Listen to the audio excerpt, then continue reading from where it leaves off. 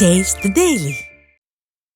நாகை மாவட்ட விவசாயிகள் பாசன வாய்க்கால்களை தங்களது சொந்த செலவில் தூர்வாரி வருவதாக வேதனை தெரிவித்துள்ளனர். நாகை மாவட்டத்தில் 50,000 ஏக்கருக்கும் மேல் குறுவை சாகுபடி நேரடி விதைப்பு செய்யப்பட்டுள்ளது. இந்நிலையில் கடந்த 12ஆம் தேதி திறக்கப்பட்ட தண்ணீர் நாகை கடைமடை பகுதிகளுக்கு வந்து சேரவில்லை. எனவே பாளையூர் அருகே உள்ள தேவநதி பாசன வாய்க்காலை விவசாயிகள் தங்கள் செலவில் தூர்வாரி வருவதாகவும் விடியா அரசின் நீர்வளத்துறை வாய்க்கால்களை தூர்வார வேண்டுமெனவும் கோரிக்கை விடுத்துள்ளனர். டெல்டாவை சேர்ந்த ஸ்டாலினே விவசாயத்திற்கு முக்கியத்துவம் தராமல் விவசாயிகள் வயிற்றில் அடிப்பதாக புகார் எழுந்துள்ளது. நேரடி விதைப்பு பணிகளை தொடங்கிட்டாங்க. ஆனால் அந்த மணப்போக்கி வாய்க்கால்னு சொல்லுவோம். இது பாசனம் மற்றும் வடிகால் வாய்க்கால் கிட்டத்தட்ட 500 ஏக்கர் பாசன வசதி பெறக்கூடிய பகுதி.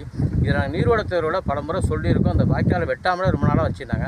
அந்த அடிப்படையில் இந்த பகுதியில் இருக்கக்கூடிய விவசாயிகள் கிராம மக்கள் அனைவரும் ஒன்று இணைந்து ஆளுக்கு 500,000 வசூல் செய்து இன்றைக்கி ஒரு இயந்திரத்தை பயன்படுத்தி இந்த 1 கிலோமீட்டருக்கு மேலே இருக்கக்கூடிய பகுதியை தூர்வாரிட்டு இருக்காங்க.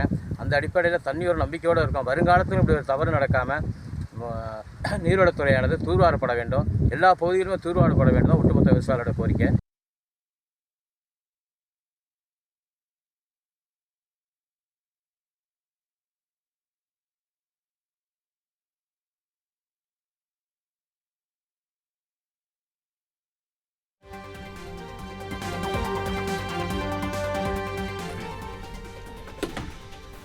தமிழகத்தில் ஆட்சி நடக்கவில்லை, விளம்பர காட்சி நடக்கிறது என்பதற்கு சாட்சியாக மக்கள் நலனில் அக்கறையற்ற விளம்பர வெறியர் மாசுவின் செயல் மக்கள் மத்தியில் அதிருப்தியை ஏற்படுத்தியுள்ளது.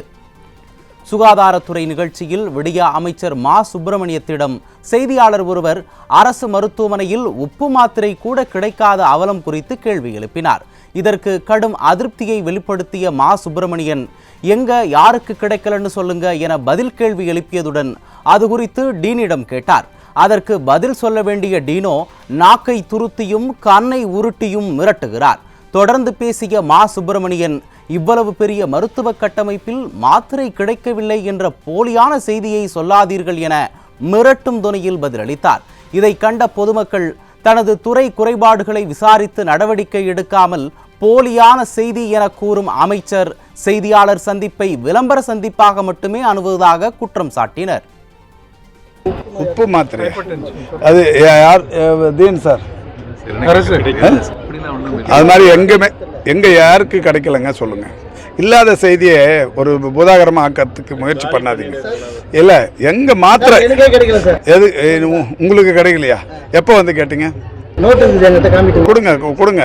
எப்போ யார் கொடுக்கல கொடுங்க சொல்லுங்க. இல்லை கேட்குறவங்க உடனே கொடுக்க சொல்கிறேன், கொடுங்க. அது மாதிரி உங்களுக்கு கிடைக்காம இருக்கிறதுக்கு வாய்ப்பு இல்லைங்க. எல்லா மருந்தும் இருக்குது. இல்லைனாலும் உடனடியாக வாங்கி கொடுக்கறதுக்கான அந்த வசதியும் இங்கே இருக்குது.